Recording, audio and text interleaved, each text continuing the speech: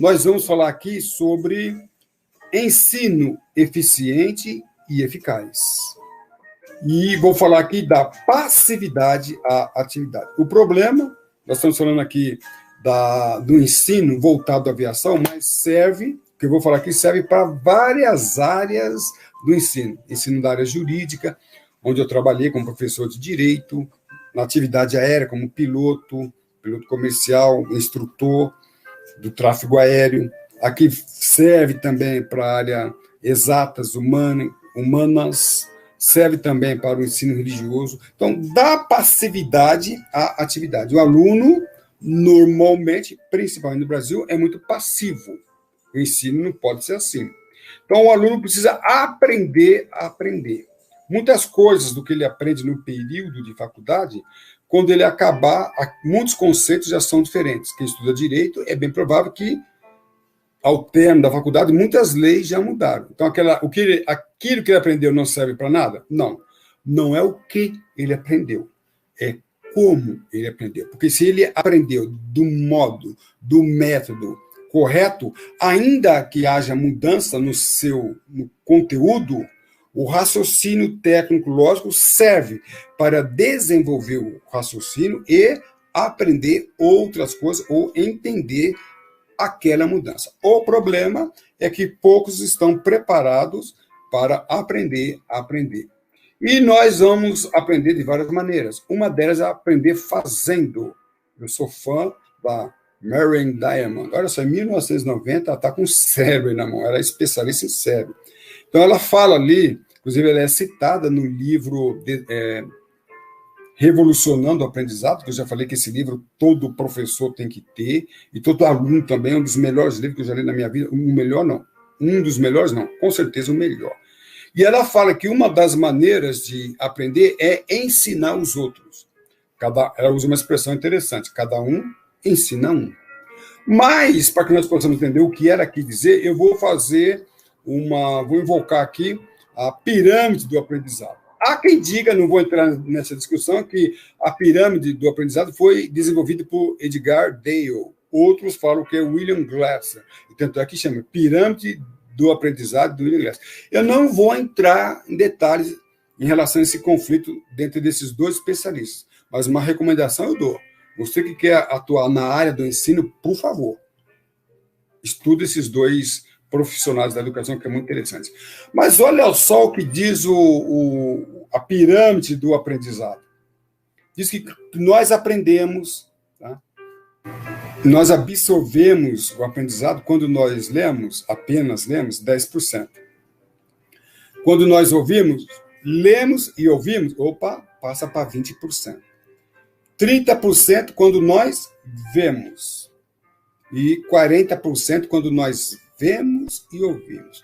E aí ele vai aumentando. E eu gostaria que você prestasse atenção aqui, que é muito interessante. A partir da percentagem de 70%. Então, segundo William Glasser, o aprendizado vai ter uma absorção maior, mais profunda, mais contundente, quando nós aprendemos uma coisa, além de apenas ler, ouvir, ver e ouvir, nós também debatemos, olha só que interessante, quando nós conversamos sobre o assunto, quando nós fazemos, quando nós escrevemos, quando nós praticamos, e quando olha que coisa interessante, 95% é quando nós explicamos ou ensinamos alguma coisa. Eu conheço algumas instituições que até sem saber, utilizam essa técnica. Eu tenho para mim que muitos profissionais, muitos membros de certas instituições utilizam essa técnica, essa concepção, e nem sabem disso. Mas eu quero dizer que são instituições renomadas que fazem com que seus membros, os seus alunos, aprendam de uma forma contundente. E eu quero dizer para você que é aluno, você não vai aprender apenas de forma passiva. Você não vai aprender apenas ouvindo. Para que você aprenda alguma coisa de uma forma eficiente, eficaz, você precisa percorrer a pirâmide do William Glasser. E, principalmente, né, um dos 3 últimos livros Esta é a parte muito importante. E a pirâmide do William Glasser deixa muito interessante que você tem que sair do polo passivo e para o polo ativo. 70% para frente é do polo ativo. E aí você começa realmente a aprender. E aí você desemboca nas múltiplas inteligências. O que são múltiplas inteligências? São várias inteligências para que você possa desenvolver o aprendizado. Então, dependendo da atividade, a pessoa que fala, um orador, um religioso, um jurista, ele tem que ter inteligência linguística. O engenheiro, o matemático, ele precisa ter inteligência lógico-matemática. O piloto, o controlador, inteligência visual especial, espacial. Ou seja, dependendo da arte, dependendo do ofício, dependendo da profissão, você vai desenvolver uma ou outra. Na realidade, todos nós precisamos ter todas essas inteligências. Essas múltiplas inteligências, como eu já falei, foi desenvolvida pelo Howard Gardner em 1983, onde ele iniciou apenas com 7 inteligências, e hoje, ao longo do tempo, foram criadas outras inteligências. Tá? E a pergunta é, como desenvolver as inteligências? Esse é o problema maior. Como você vai sair do polo passivo e partir para o polo ativo? E aí eu cito novamente Benjamin Bloom, que desenvolveu uma concepção muito interessante em 1956, que foi reformulada em 2000. E ele desenvolveu 3 domínios, que é o afetivo, cognitivo e psicomotor. Vou fazer novamente uma inserção do domínio cognitivo, onde ele fala que o domínio cognitivo, que é o domínio do conhecimento, ele tem vários níveis. O problema é que, principalmente no Brasil, o processo ensino-aprendizagem voltado aos alunos no Brasil baseia-se apenas no conhecimento.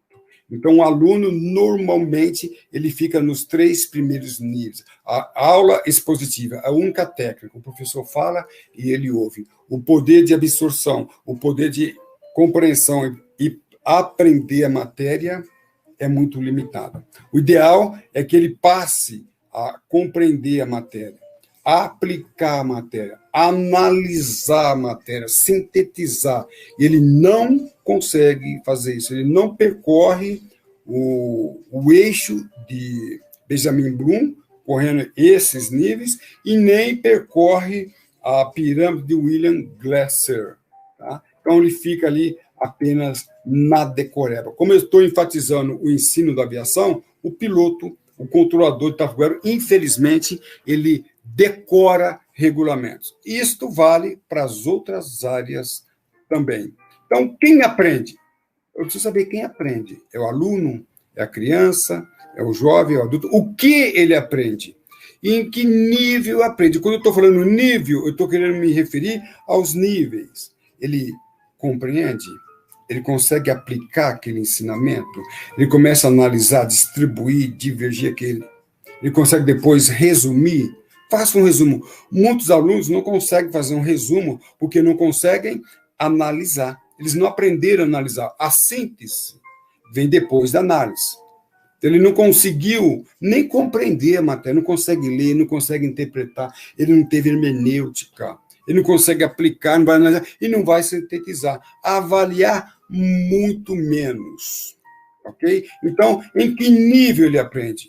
Nós vamos saber em que nível os nossos alunos aprendem. Eu preciso saber em que nível eu vou aprender esta matéria. Mas para que eu aprenda uma matéria, aí vem a coisa mais importante, que são as técnicas didáticas.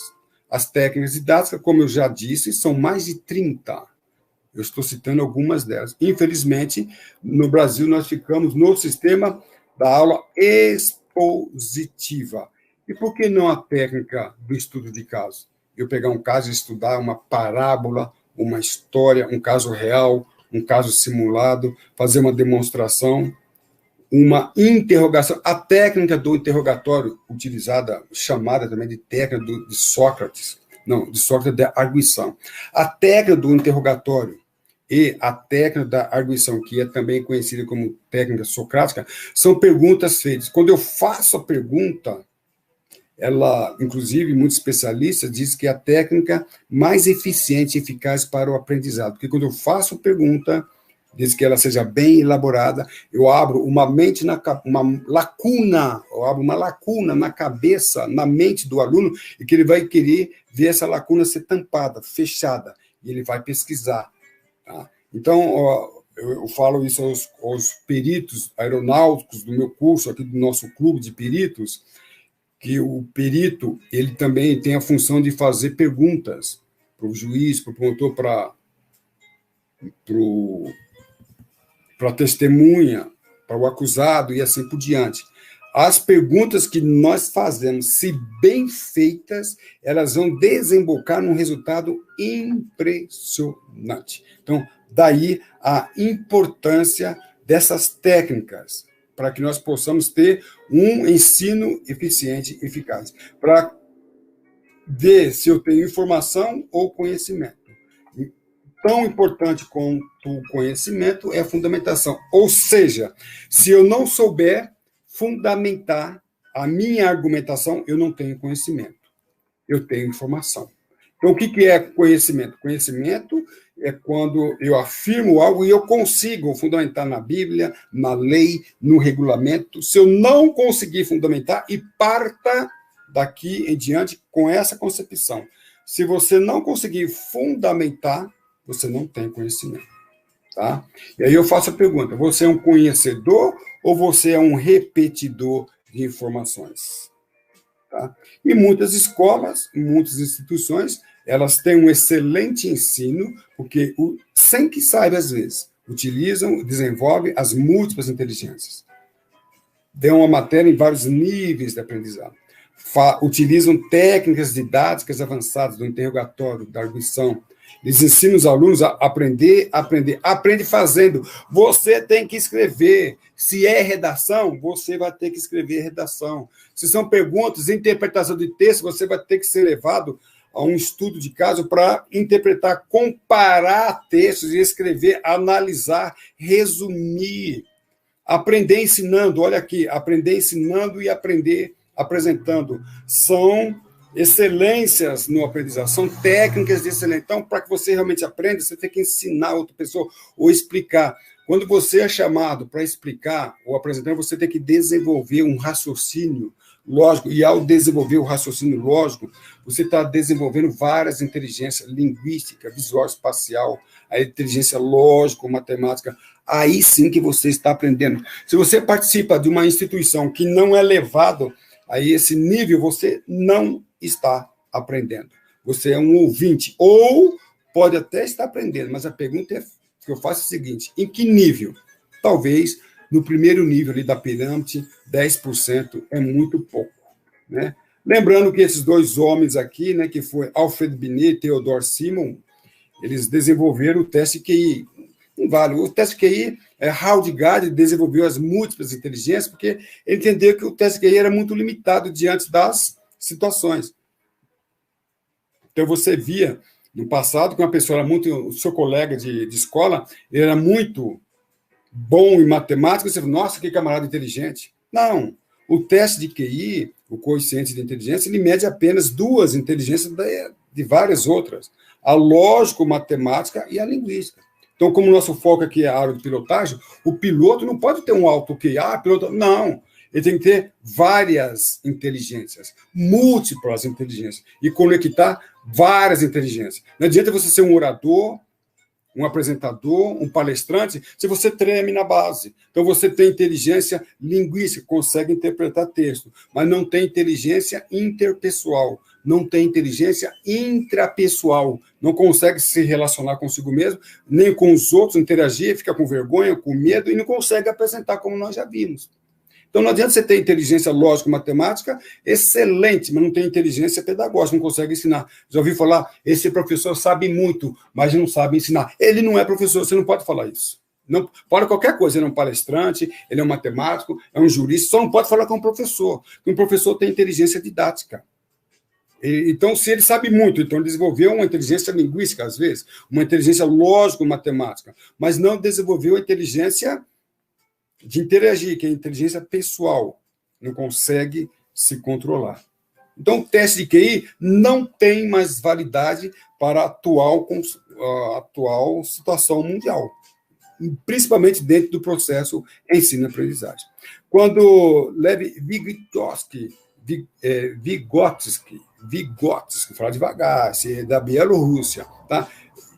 Piaget e Kouzes, esses dois últimos, só podia ser francês. O francês tem uma habilidade no processo de ensino-aprendizagem, mas o foco desses três aqui, que hoje são bem reconhecidos dentro da pedagogia brasileira, também mundial, é que o foco mesmo, o ponto principal é tirar o aluno do polo passivo. Sai e passar para o polo ativo. O aluno tem que aprender fazendo. E aí você, aluno, professor, tem que usar o mecanismo associativo. O cérebro, ele trabalha associando. Não vou falar hoje sobre cérebro, mas uma outra oportunidade, nós vamos desenvolver um vídeo sobre o cérebro. O cérebro ele trabalha com associação. Então, associe parábolas e história com história, estudo de caso, história visual marcante, com perguntas. Se assim você fizer, você vai transformar, assim, e trabalhar nesses três níveis. Vai fazer o afetivo, que é o controle emocional, psicomotor, que é escrever, que é apresentar, além do cognitivo. Vai desenvolver várias inteligências, dentre elas a inteligência pessoal. E o Howard Gardner, ele fala uma coisa, olha, ele falou, né, na época, tem uma inteligência aí, hein, muito interessante, que é a inteligência espiritual. Segundo ele, supera, transcende a inteligência pessoal, que é o autocontrole e assim por diante. Mas a inteligência espiritual será momento de um outro vídeo, nós vamos conversar sobre isso aí. Então, vamos lá, aprender fazendo. Se você não faz, você não aprende. Ensino eficiente e eficaz. Eficiente é o meio, é o modo, é o método. Eficaz é o resultado. Então, eu não aprendi, eu não tenho resultado se não tiver o método certo. Qual o método? A técnica certa. Pergunta, parábola, interrogatório, arguição, estudo de caso. Ensino cabe ao professor. Aí é uma estrada com 12 caminhos. Tem um professor e tem um aluno. Então, não adianta eu ensinar. Eu fico falando, e o aluno não trabalha. Então, o ensino não será eficiente e eficaz. O ensino, o processo ensino-aprendizagem, a parte do aluno representa mudança de comportamento. Se não houver mudança de comportamento, não há aprendizado. É um engano. Então, eu não sabia fazer cálculo integral. Fiz um curso muito bom e agora eu faço. Então, mudou o meu comportamento. E pode ser o comportamento na área afetiva, psicomotor, cognitiva. Tem que haver uma mudança de comportamento. Eu não conseguia dar palestra porque era muito nervoso. Então, não tinha, hoje eu consigo me controlar. Então, eu desenvolvi a inteligência pessoal. Houve mudança de comportamento. Se houve mudança de comportamento, houve aprendizado. E a mudança de comportamento tem que atacar o aprendizado, tem que atacar o domínio afetivo. Qual o valor desse aprendizado? O que você aprendeu? Qual o valor emocional, o valor afetivo e até mesmo o valor espiritual? Se você ensinar alguma coisa e esse ensinamento se limitar apenas ao conteúdo, triste é o professor que ensina apenas o conteúdo. Ele precisa, além do conteúdo, ensinar também outros valores. O conteúdo é o meio, é o caminho para que outros valores sejam aprendidos. Cognitivo, psicomotor, ele precisa fazer. O que está ocorrendo na educação, no que se refere à aviação, é exatamente isso. O piloto sabe que ele não pode dar voo rasante. Modo cognitivo, ele aprendeu. Está escrito lá no regulamento, na contravenções penais, a lei de contravenções penais, inclusive existe até um artigo para isso, dar rasante é uma contravenção penal. Então ele está na lei, ele aprendeu, mas afetivamente não desenvolveu esse valor, ele não tem essa responsabilidade, ele não tem esse cuidado. No psicomotor, ele até aprendeu, que é a prática, ele consegue, ele tem a habilidade de voar baixo. Então ele desenvolveu o psicomotor, ele conhece a lei, mas não é o caso do Brasil. Nós temos aí juristas, médicos que fazem aborto. Médico ele conhece a lei, é para dar vida, mas ele não desenvolveu o processo ensino-aprendizagem, não desenvolveu o modo afetivo, no que se refere a valores. Juristas, ladrões, bandidos e assim por diante, não desenvolveu valores. Então, o processo ensino-aprendizagem, eu estou excluindo aqui o modo espiritual, que é outro assunto, mas poderíamos atacar esse lado também. Mas o ensino-aprendizagem que não percorre os 3 domínios, ele está deficiente. Ufa! E assim nós acabamos o nosso bate-papo de hoje, que foi longo, né? E falamos sobre a responsabilidade jurídica e o ensino na aviação. E nós conseguimos hoje identificar a relação entre responsabilidade jurídica e o processo ensino-aprendizagem na atividade aérea, que serve também para toda a área do ensino. Para mais informações, no Calazans Aviation, você tem vídeo sobre ensino, acidente aeronáutico, direito aeronáutico e muito mais.